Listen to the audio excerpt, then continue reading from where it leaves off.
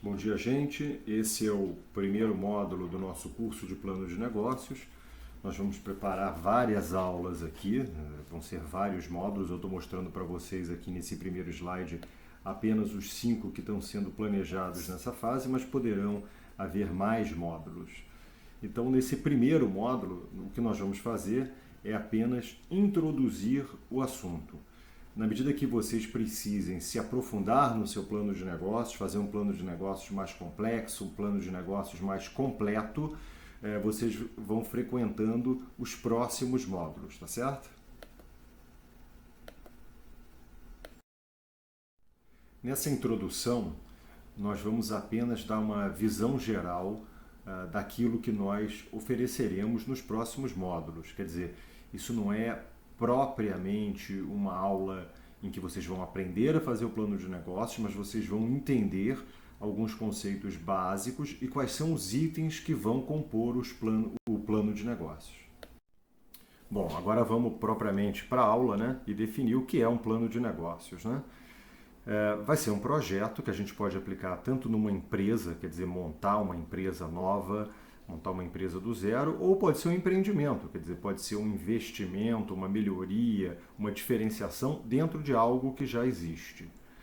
Nós vamos olhar muito para a parte operacional, essa é uma área que normalmente as pessoas que cuidam de investimento eu acho que talvez não olhem suficientemente, então nós vamos olhar bem para a parte de operação, como é que a empresa vai funcionar, e para a parte de investimento, quanto você precisa de dinheiro para fazer isso funcionar. Nós vamos avaliar isso também qualitativamente, o que quer dizer isso? Com as nossas impressões, dentro das imagens do mercado, o que a ideia parece, as nossas apostas, né? Porque nem tudo são certezas, né?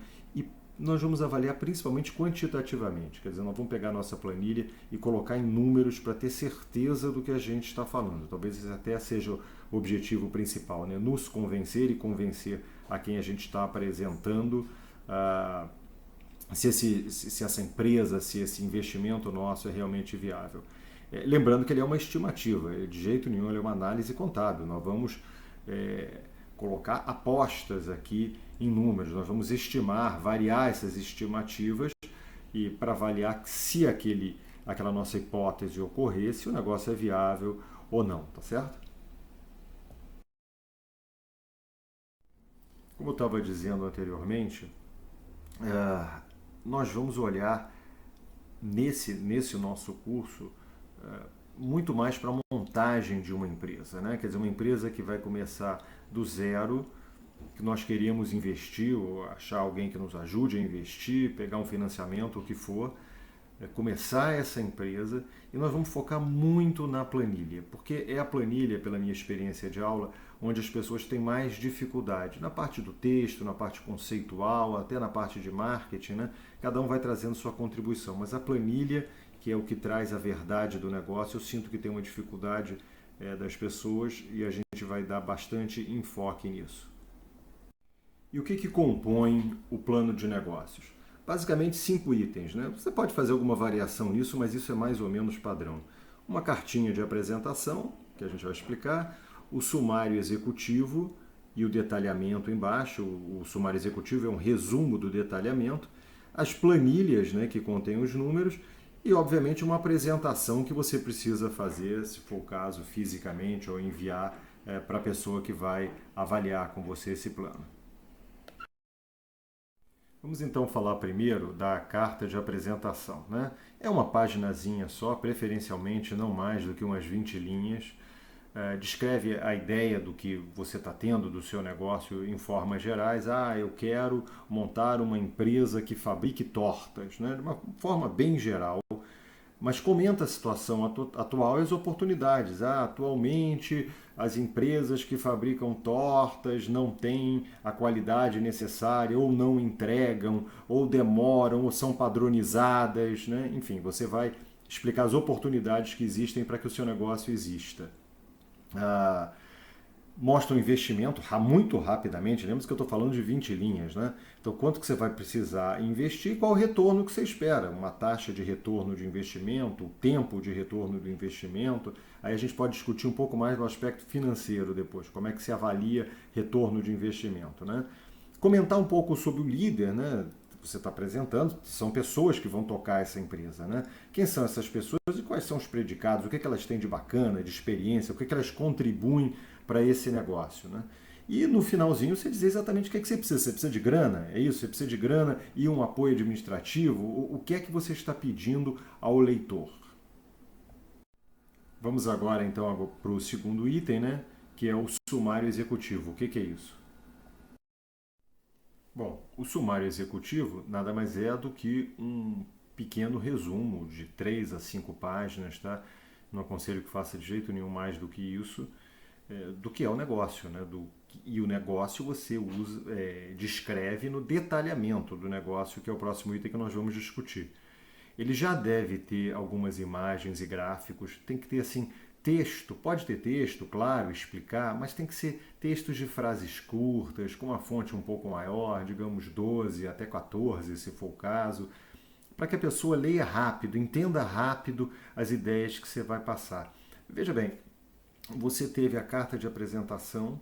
Se a pessoa tiver um mínimo interesse do que vai ser o negócio, ela vai até o sumário executivo. Mas o sumário executivo ele já passa a contribuir com algumas informações mais detalhadas. Então a ideia é que você vá levando o leitor por degraus, né? Ele leu a carta de apresentação, vai para o sumário executivo e chega ao detalhamento, eventualmente até estudando as planilhas para ver se elas são coerentes. Não são necessariamente esses itens que o sumário tem que ter, mas apenas como sugestão, você ter uma introdução do que você vai falar, descrever o mercado que você vai atuar e como você vai atuar, falar da operação, como é que essa empresa funciona dentro do mercado, né? Então, voltando, por exemplo, da empresa de tortas, nós vamos fabricar a torta, nós teremos uma unidade de fabricação, nós teremos lojas espalhadas pela cidade, ou não, nós teremos só uma central de distribuição centralizada, para enviar essas tortas para outras lojas ou só por entrega. E, obviamente, entrar um pouquinho mais nos resultados financeiros. Aí você coloca um pouco de faturamento, coloca um pouquinho de despesas, tudo muito resumido, por favor, né? 3 a 5 páginas de letras grandes, fáceis de entender, com alguns gráficos que simplificam e aceleram o entendimento, né? Tanto da operação quanto dos números. Bom, e agora nós vamos para o detalhamento do negócio, que nada mais é do que um texto que nós vamos escrever. Ele contém gráficos, contém imagens, contém fluxogramas, organogramas. Ele é uma coisa, é um documento relativamente grande esse. Nós estamos falando aí de 20, 30, pode ser até mais páginas, depende do porte do negócio.